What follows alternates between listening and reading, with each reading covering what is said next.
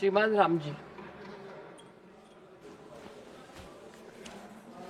धन्यवाद माननीय कि आपने मुझे एप्रोप्रिएशन बिल 2026 पर बोलने का अवसर दिया। साथ ही मैं आभार व्यक्त करता हूं अपनी पार्टी की मुख्य आदरणीय बहन कुमारी मायावती जी का भी। माननीय, मैं फाइनेंस मिनिस्टर जी का ध्यान देश की एजुकेशन सिस्टम में अधिक फंड की आवश्यकता की तरफ लाना चाहता हूं।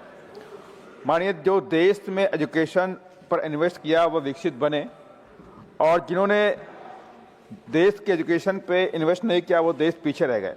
माननीय बाबा साहब डॉक्टर अम्बेडकर ने भी कहा एजुकेट योर सेल्फ का नारा दिया, और साथ ही मुंबई में उस वक्त 1946 में Siddharth college in arts, science and commerce की स्थापना की, ताकि देश के अंदर मार्जिनाइज्ड कम्युनिटी को अच्छी क्वालिटी की एजुकेशन दी जा सके। माननीय, सरकार ने जीडीपी का मात्र 4.1% बजट एलोकेशन एजुकेशन के ऊपर किया, 1.39 लाख करोड़, जबकि एनईपी नेशनल एजुकेशन पॉलिसी का रिकमेंडेशन 6% एलोकेशन ऑफ बजट का था। साथ ही माननीय, देश में हर साल 25 करोड़ बच्चे जन्म लेते हैं, और देश में 1 से 18 साल तक 37 करोड़ के बच्चे हैं, 18 से 30 साल तक के करीब 24 करोड़ बच्चे हैं। अगर दोनों को मिला दें तो देश में 62 करोड़ यंग जनरेशन है जो एजुकेशन को लेना चाहती है, लेती है। माने कि देश में हायर लेवल पे एजुकेशन और प्रीमियम लेवल की एजुकेशन, स्कूल लेवल की एजुकेशन को मिला करके हमें इतनी बड़ी आबादी को एजुकेशन देना एक बड़ा चैलेंज है। माने देश में ही यहाँ की जो संस्था है national council for teachers education, उसकी रिपोर्ट है कि 2021 की रिपोर्ट है कि भारत में स्टूडेंट्स की बढ़ती आबादी के हिसाब से 1.5 मिलियन टीचर्स की शॉर्टेज है देश के अंदर।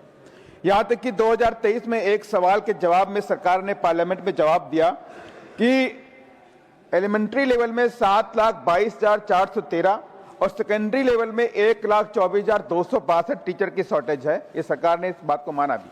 क्या यह वैकेंसी 2021 के बाद भरी गई? अगर सरकार एजुकेशन को लेकर सीरियस है। माननीय, टीचर शॉर्टेज कहीं ना कहीं गांव में रह रही गरीब समुदायों के बच्चों को अफेक्ट करती है। यूनेस्को की रिपोर्ट में कहा गया है कि अनडिजर्व्ड समुदाय के लगभग 19 करोड़ बच्चे देश के अंदर अभी आउट ऑफ स्कूल है, उन्हें शिक्षा नहीं मिल रही। माननीय, यूपी डाइस प्लस 2024-25 के अनुसार देश में 14.71 लाख स्कूल हैं, जिसमें 12.10 लाख रूरल स्कूल हैं और 2.61 लाख अर्बन स्कूल हैं, जिनमें मात्र 24.69 करोड़ बच्चे ही इनरोल हैं।